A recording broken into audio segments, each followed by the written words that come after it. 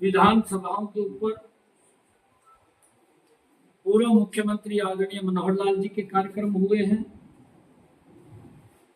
और हमारे पुष्कर सिंह धामी जो उत्तराखंड के मुख्यमंत्री हैं, 8 कार्यक्रम उनके आयोजित हुए हैं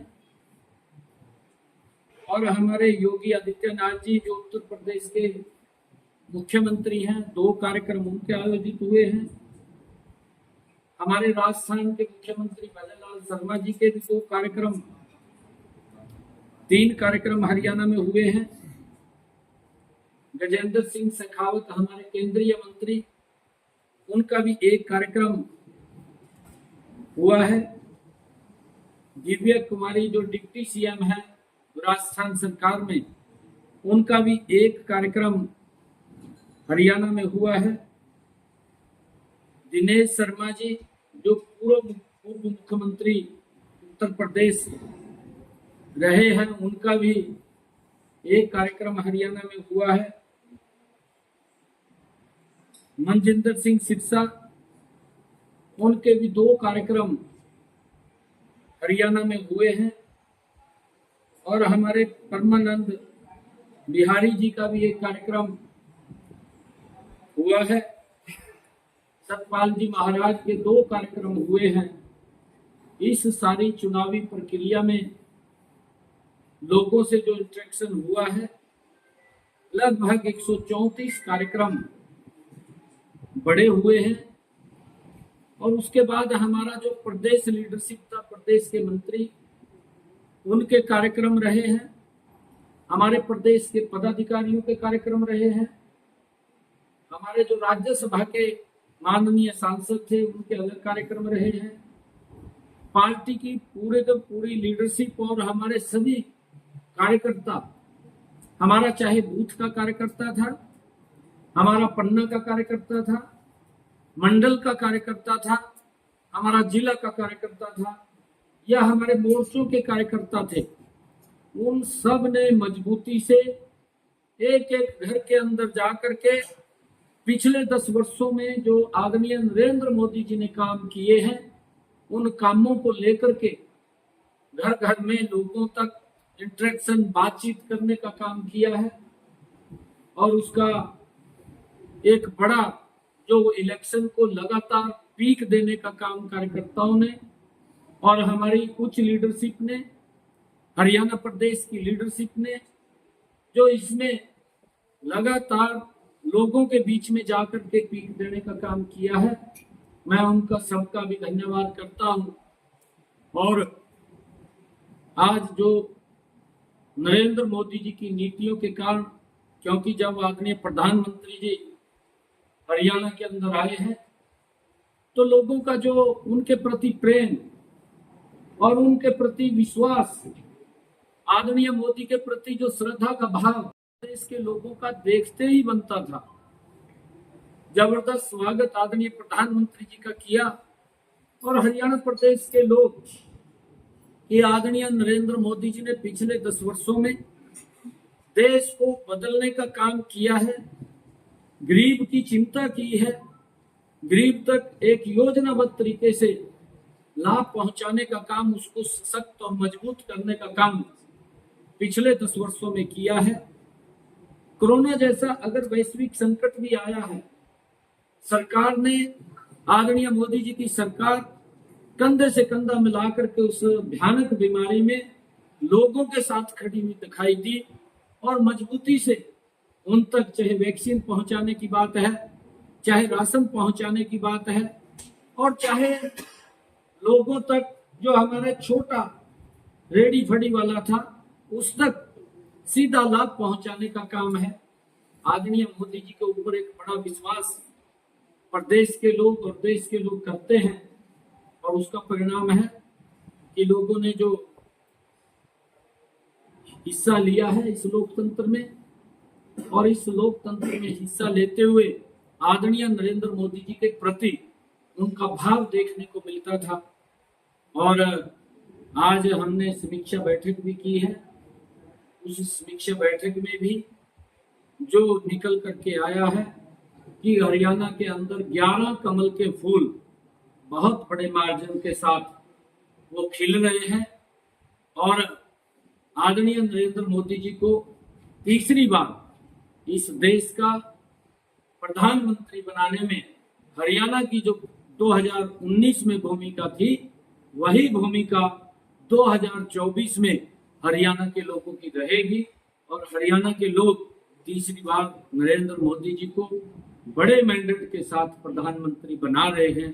ये सारा का सारा उस सर्वे में आया है और मैं पुनः सभी प्रदेशवासियों का, जिन्होंने शांतिपूर्ण और इतनी भयानक गर्मी में जो इस इलेक्शन में हिस्सा लिया, उन सब का मैं दिल से धन्यवाद करता हूं। और इसी इलेक्शन के बीच में हमारे साथी आदरणीय राकेश दौलतापुर जी जो बीच में हमें छोड़ करके चले गए हैं, वो दुर्भाग्यपूर्ण है, क्योंकि अभी उनकी आयु भी वो ज़्यादा नहीं थी, परंतु परमपिता परमात्मा के आगे कुछ वश नहीं है और उनका हमारे बीच से इस प्रकार से चला जाना वो मेरे लिए तो क्षति है ही, परंतु राजनीति में भी एक वैक्यूम उनके कारण आया है। परिवार को जो उनके जाने से क्षति हुई है, मित्रजनों को हुई है, मैं परमपिता परमात्मा से प्रार्थना करूंगा कि उनको वो ताकत दे, वो शक्ति दे, जिससे वो अपने पैरों पे खड़ा हो सके। और जहाँ पर भी वो दिवंगत आत्मा है, मैं परमपिता परमात्मा से वो प्रार्थना करता हूँ कि उनको अपने श्री चरणों में स्थान दे। वो राकेश दौलताबाद जी, क्योंकि एक बहुत ही सुलझे हुए विधानसभा के चुनाव में जाना है, 3 महीने के बाद आपको हरियाणा में विधानसभा चुनाव में जाना है, तो ये नतीजे जो होंगे सर, आप ये मानते हैं कि आप केंद्र की सरकार की और हरियाणा की सरकार की जो योजनाएं हैं उन पे जनता मोहर लगाएगी, वो आपका सेमीफाइनल होगा? बिल्कुल बिल्कुल लगाएगी। देखिए, हमने कहा है सिस्टम के अंदर आदरणीय मनोहर लाल जी ने बहुत जबरदस्त सिस्टम बनाया है। अगर उसके अंदर कहीं खामी है, उसको तुरंत दुरुस्त करके लोगों को वो सुविधा मिले, उसको सुनिश्चित करना हमारी जिम्मेवारी है।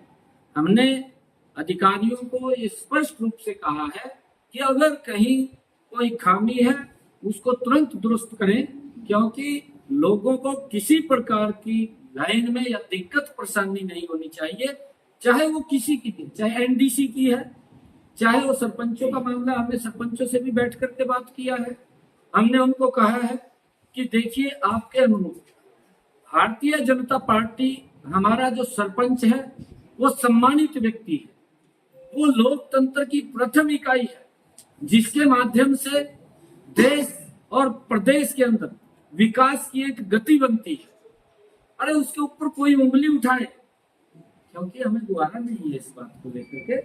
सरपंचों के साथ हम बैठे भी हैं और आगे भी हम बैठेंगे, बैठ करके सभी सरपंचों से बात करके उनके अनुरूप और उनके सिस्टम से इस प्रदेश के अंदर विकास के कार्यों को गति देने का काम करेंगे। ये हमारी जिम्मेदारी है।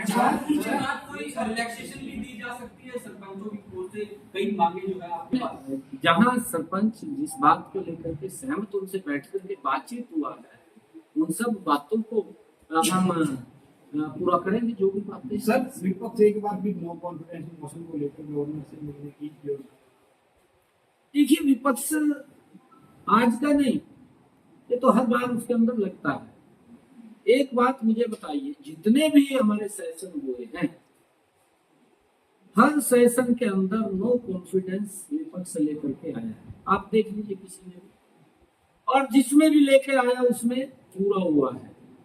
अभी मैंने 12 मार्च को अभी विश्वास मत हासिल किया, फ्लोर ऑफ द हाउस किया, सभी विपक्ष के नेता वहां थे, और यहां तक कि क्योंकि कांग्रेस के एनडीए के अंदर ये शामिल हो गया है, इस प्रकार की अफवाहें फैलाना, इस प्रकार की बातें करना।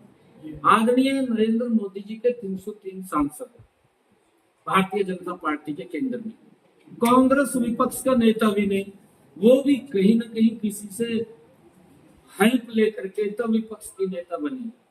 वो नो कॉन्फिडेंस लेकर के आगे केंद्र के अंदर, ये आश्चर्य की बात है कि ये इनके पास मुद्दा नहीं है। जब इनके पास मुद्दा नहीं होता या कुछ बताने के लिए कुछ नहीं है 60 सालों के शासन काल के अंदर, तो ये झूठ का सहारा लेते हैं।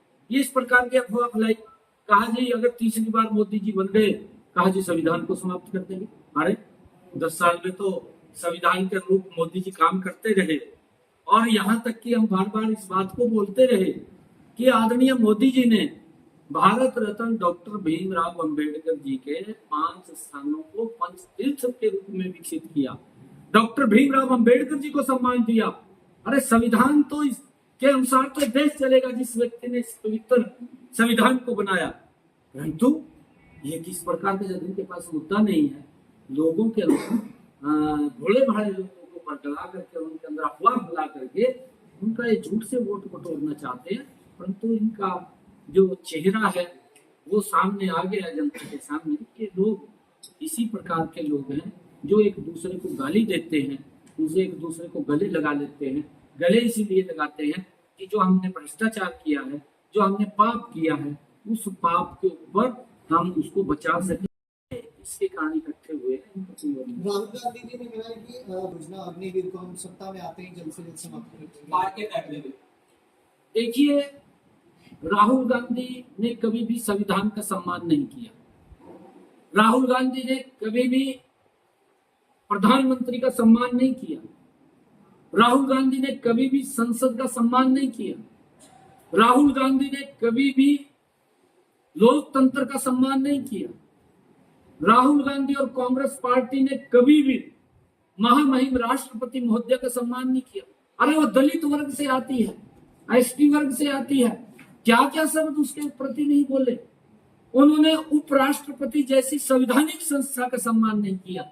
एक कांग्रेस के एनडीए के अंदर आज भी राहुल गांधी ये मानता है कि मैं इस संविधान से ऊपर हूं, उसके मन में है, आज भी प्रधानमंत्री से ऊपर हूं, उस सोच को लेकर के चलता है और उस सोच को देश ने नकार दिया है। उसके पास कुछ नहीं रहा। अब उनके पास खाली ढांचा खड़ा है और वो ढांचा भी भ्रष्टाचार की जर्जर हालत के अंदर है। लगातार ये कांग्रेस की पार्टी सुपड़ दी जा रही है। अगर आप देखेंगे, ये मैं नहीं कह रहा हूं, ये सुपड़ दी जा रही है। 2014 में कांग्रेस पार्टी 471 सीटों पे चुनाव लड़ती है। 2019 के चुनाव में कांग्रेस पार्टी 421 लोकसभा पे चुनाव लड़ती है और 2024 के चुनाव में 300 सीटों पे चुनाव लड़ती है। और जब 2029 का चुनाव आएगा तो वो कहीं कांग्रेस दिखाई नहीं देगी, क्योंकि आप लोगों ने देखा है कुछ लोगों को बरगड़ा करके उनको सजाबाज दिखा करके टिकट तो थमा देते हैं कांग्रेस के लोग, परंतु जब वो व्यक्ति बेचारा टिकट लेकर के धरातल पर जाकर के देखता है कि वहां तो कुछ भी नहीं है, तो कई बार तो टिकट लेकर भाग जाता है। देखिए टिकट समेत भाग गए। ये हालात कांग्रेस की है और कांग्रेस का कुछ हटने वाला नहीं है। ये विपक्ष के अंदर भी ये अब की बार बिल्कुल साफ हो जाएगी, नहीं रहेगी कांग्रेस। नहीं, देखिए उसके अंदर परिस्थिति अलग अलग बनती है और मार्जिन हमारा लगातार बढ़ रहा है। मैं आपको बताना चाहता हूं कि 2014 भारतीय जनता पार्टी 282 सीटें, एनडीए 325 सीटें, 2019 भारतीय जनता पार्टी 303 सीटें, एनडीए 353 सीटें और 2024 देश बोल रहा है कि अब की बार 400 पार सीटें दे करके नरेंद्र मोदी जी को तीसरी बार प्रधानमंत्री बनाने का काम करेंगे। एक तरफ कांग्रेस सिकुड़ रही है, भारतीय जनता पार्टी के कार्य जो ईमानदारी से नरेंद्र मोदी जी इस देश की सेवा कर रहे हैं और हर गरीब व्यक्ति तक योजनाबद्ध तरीके से लाभ पहुंचा रहे हैं। बात नहीं हो रही है, काम हो रहा है और उसके कारण से लोग नरेंद्र मोदी जी को प्यार करते हैं और भारतीय जनता पार्टी लगातार बढ़ रही है और कांग्रेस सिकुड़ रही है। और उन्होंने अपने क्षेत्र के लिए और अपने क्षेत्र की जनता के लिए लगातार विधानसभा के अंदर आवाज को उठाते रहते थे और आज हमारे बीच में नहीं है।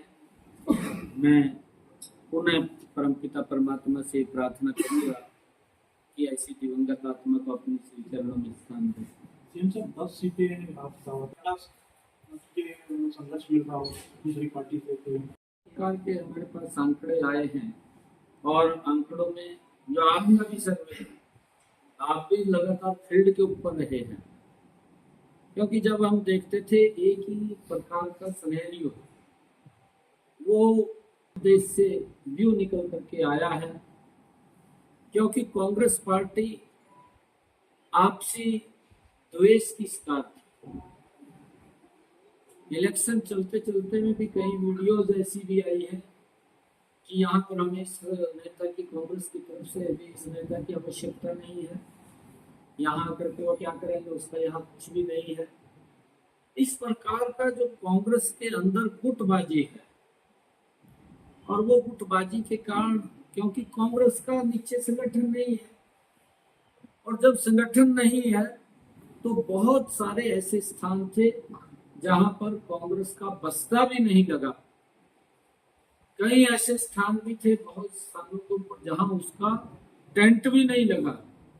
इस प्रकार की स्थिति ये पूरे प्रदेश के अंदर थी, और भारतीय जनता पार्टी, मैंने कहा है कि मोदी जी के प्रति जो देश और प्रदेश के लोगों का श्रद्धा का भाव है, लोगों ने एक तरफा वोट वो नरेंद्र मोदी जी को दिया है, और 4 जून को जब रिजल्ट आएंगे तो 11 कमल के फूल बड़े मैंडेट के साथ वो खिल करके नरेंद्र मोदी जी को तीसरी बार प्रधानमंत्री बनाने का काम करेंगे। कोई ऐसे किसान संगठनों का प्रदर्शन था कई जगहों पर देखने को मिला, किसान संगठनों ने किया विरोध आपको उम्मीदवारों का, उसका कोई ऐसा रहा है?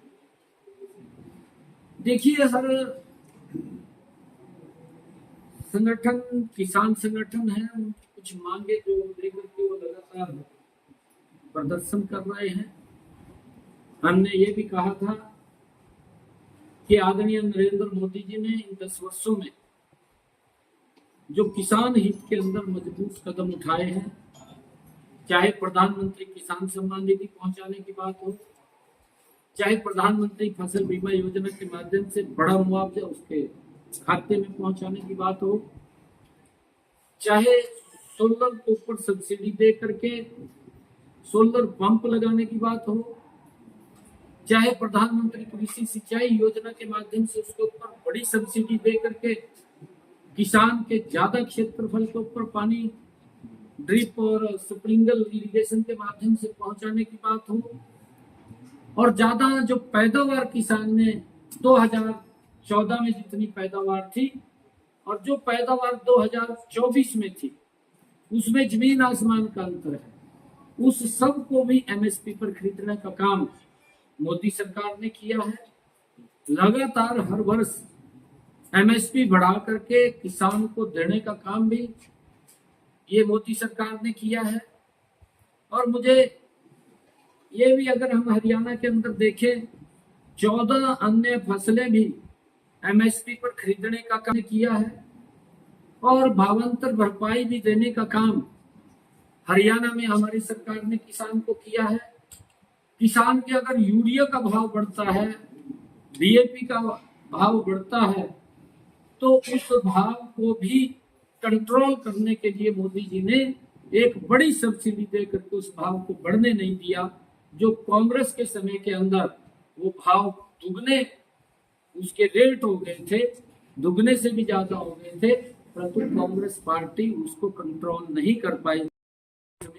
मोदी जी के नेतृत्व में किसान हितैषी सरकार बैठी है, और उसके कारण से आज उन तक किसानों के ऊपर कोई वजन नहीं पड़ा।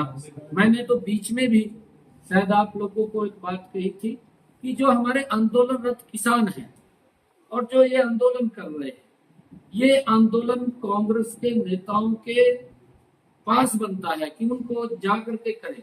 60 वर्ष तक देश के ऊपर शासन किया, अगर किसान की हालत खराब हुई है तो उसका सबसे बड़ा जिम्मेवार अगर कोई है तो वो कांग्रेस पार्टी।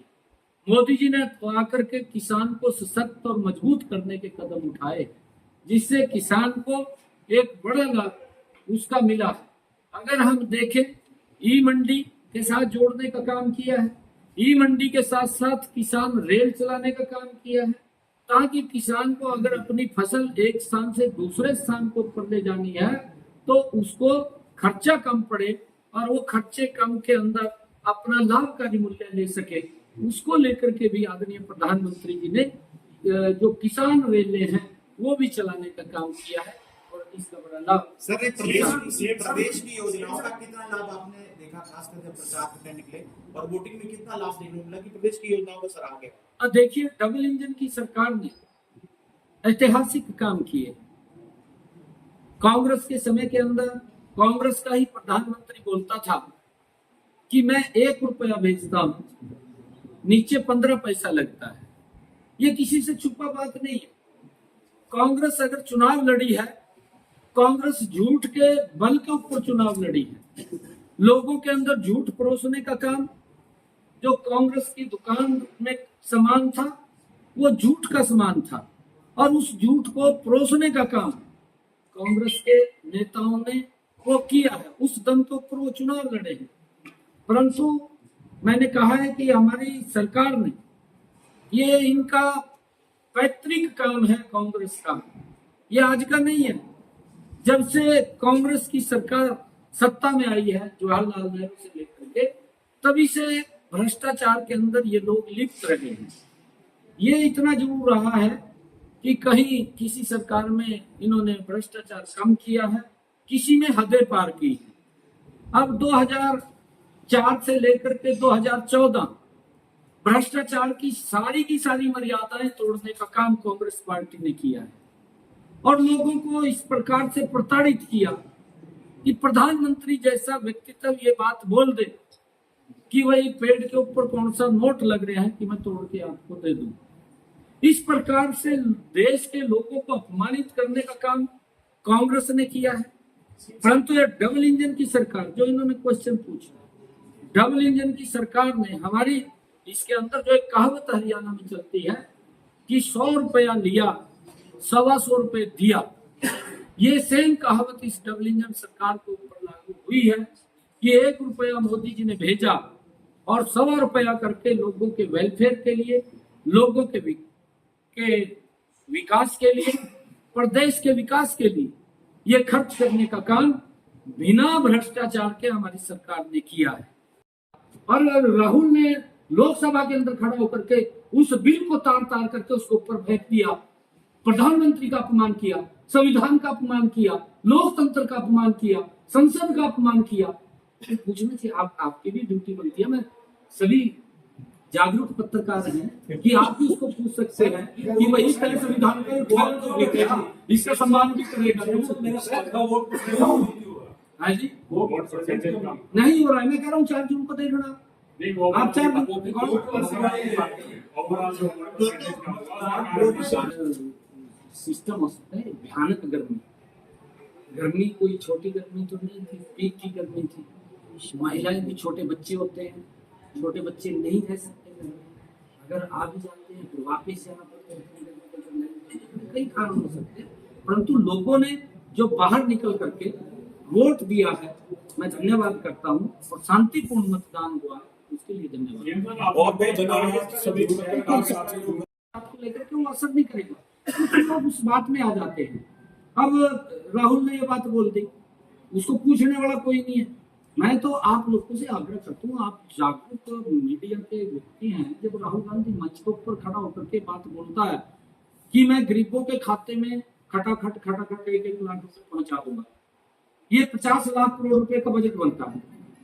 बजट देश का 46 लाख करोड़ रुपए कहां से दे देगा? पूछ तो ले उसको, फिर जनता को भी दिखाना चाहिए। मैं धन्यवाद करता हूं कि यहाँ हिमाचल के अंदर कांग्रेस ने झूठ बोल दिया कि हम हर साल 1 लाख युवाओं को नौकरी देंगे। वो वहां का बेचारा मुख्यमंत्री फंस गया, वो आप लोगों ने पकड़ लिया था और कहने लगे भी आपने कहा था, वोट दे दी लोगों ने भी 1 लाख नौकरी देंगे, और आपको बताया नौकरी क्यों नहीं दे? और कह रहे मैंने तो कहा नहीं, आप ही ने दिखाया। फिर उनके बयान भी आप कह रहे थे, मैं तो टीवी के ऊपर देख रहा था कि आप उनके भी बयान दिखा रहे थे जब उन्होंने वायदे किए थे जनता के बीच में जाकर के कि 1 लाख नौकरी देंगे। आ जाते हैं बात में, असर पड़ता है उस बात का। मान रहे कि जब झूठ बोलते हैं, झूठ ज्यादा फैलता है और उसका असर पड़ जाता है कहीं ना कहीं। परंतु ये झूठ लंबा नहीं चलता, ये झूठ बहुत सीमित होता है। लोग कांग्रेस के चेहरे को, चरित्र को समझ चुके हैं और समझ जाएंगे। एक्शन लिया जाएगा अब इस बात बिल्कुल बिल्कुल, ये हमने कहा है अधिकारियों को, इस बात के लिए हमने फरमान जारी कर दिया। हमने बार बार मैं ये बात बोल रहा हूँ कि हमारा कार्यकर्ता वो स्वाभिमानी कार्यकर्ता है, वो गलत काम नहीं करवाता, ना वो गलत काम के लिए बोलता है। वो अगर उसका कोई व्यक्ति, क्योंकि उसने पब्लिक के काम कराने होते हैं, अगर कोई कार्यकर्ता के पास कोई लोग वहां से काम के लिए आए और वो अधिकारी के पास जाए काम के लिए, अधिकारी को बिल्कुल सुनना पड़ेगा। अगर किसी कार्यकर्ता ने आकर के मेरे को ये बोल दिया कि इस कार्यकर्ता ने मेरे साथ बदतमीजी की है, तो वो उस अधिकारी को ही जवाब देना पड़ेगा। उसका क्या करना है और क्या नहीं करना वो मौके के ऊपर ही डिसाइड होगा, और उसका सम्मान करना ये कार्य उस अधिकारी की जिम्मेवारी है। अगर कोई दिक्कत है, कोई कार्यकर्ता हमारा अधिकारी से गलत काम करता है, हमें बताए ना, हम कार्यकर्ता को भी ठीक करेंगे। के बाद वो मंदिर करना था जी, आगे मंजे पड़े वहां से। पंजाब, हिमाचल और चंडीगढ़ का इलेक्शन होना है, क्या आपकी भी जिम्मेदारी लगाई है कि चंडीगढ़ और पंजाब के अंदर आप जा रहे हैं, कल या परसों कार्यक्रम को करने वाले? चंडीगढ़ में रात एक कार्यक्रम चलेगा और कल से पंजाब में है। कल से लगातार पंजाब में, कल संगरूर में, और अलग अलग मेरे हर रोज के कार्यक्रम आएंगे लगातार 3 दिन। मोदी जी ने कहा था कि वोट परसेंटेज बढ़ा, आपकी टीम के इलाकों में वोट परसेंटेज 18% तक कम हुआ, उसको क्या कहेंगे, क्या कारण हरियाणा में? नहीं देखिए, इसके अंदर मैंने आपको एक बात कही है कि कांग्रेस की दुकान के अंदर झूठ है। देखिए कुछ लोग बात में आ जाते हैं।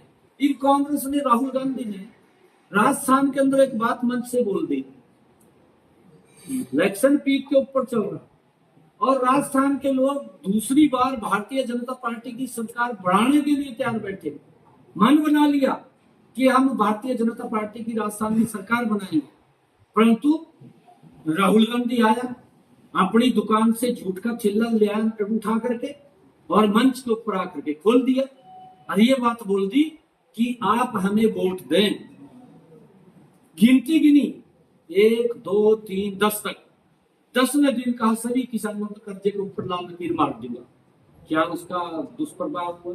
झूठ तो बोल दिया, लोगों ने वोट दे दिया। इस तरीके से लोग बातों में आ जाते हैं। जो झूठ होता है, झूठ जल्दी फैलता है, और कांग्रेस के लोगों के पास बताने के लिए 60 सालों का कुछ नहीं है। उनके पास तो झूठ है, झूठ ही परोसते हैं भी हम ये कर देंगे, हम वो कर देंगे, करते कराते कुछ नहीं है। ये ऐसी हालत है। उसका दुष्परिणाम ये निकला कि 4000 किसानों ने आत्महत्या की, 16,500 किसानों की राजस्थान के अंदर भूमि कुर्क होगी। ये राहुल गांधी का जो झूठ था उसका दुष्परिणाम निकला। अरे फिर उसने झूठ बोल दिया। एक तो झूठ यही बोल दिया कि भाई तीसरी बार मोदी जी आएंगे। ये तो इनके सारे के सारे नेता बोल रहे थे जितने भी थे, क्योंकि एक ही थाली में एक हफ्ते झूठ है। वो दुकान से राहुल गांधी परोसता रहता है और आगे वो बोलते रहते हैं कि मोदी जी तीसरी बार आएंगे और संविधान को खत्म कर देंगे। बड़ा झूठ बोल दिया। वो एक संविधान की किताब भी लेके घूम रहे हैं आजकल, लाल किताब। संविधान का उसने सम्मान तो किया नहीं, उसको पूछना चाहिए। कह जब आपके प्रधानमंत्री ने लोग, आप सब पत्रकार एवं छायाकार मित्रों का सबसे पहले तो 25 मई को हरियाणा प्रदेश के चुनाव शांतिपूर्ण संपन्न हुए हैं। प्रदेशवासियों को मैं इन चुनावों में जो हिस्सेदारी हुई है, लोकतंत्र को मजबूत करने के लिए लोगों ने जो घर से निकल करके रुचि दिखाई, मैं प्रदेशवासियों का बहुत बहुत धन्यवाद करता हूं कि शांतिपूर्ण ढंग से चुनाव संपन्न हुआ है। मित्रों, 2 महीने से लगातार चुनाव की प्रक्रिया संगठन के द्वारा वो चली हुई थी। सभी कार्यकर्ता मजबूती से नीचे संगठन की आदरणीय मोदी जी की नीतियों को लेकर के घर घर तक और गांव गांव तक पहुंच रहे थे। मैं कार्यकर्ताओं का भी दिल से धन्यवाद करता हूं कि उन्होंने मजबूती से सारी इस प्रक्रिया में और भयानक गर्मी में, पीक का मौसम है गर्मी का, और इस गर्मी में प्रदेश के लोग भी बाहर निकले हैं और उन्होंने राष्ट्र हित में अपना वोट दिया है, गर्मी की परवाह किए बगैर। मैं सभी का धन्यवाद करता हूं और लगभग 90 विधानसभाओं में से जो हमारे केंद्रीय नेतृत्व ने जो आकर के हरियाणा प्रदेश के लोगों का वो हौसला बढ़ाया है, बड़े कार्यक्रम किए हैं।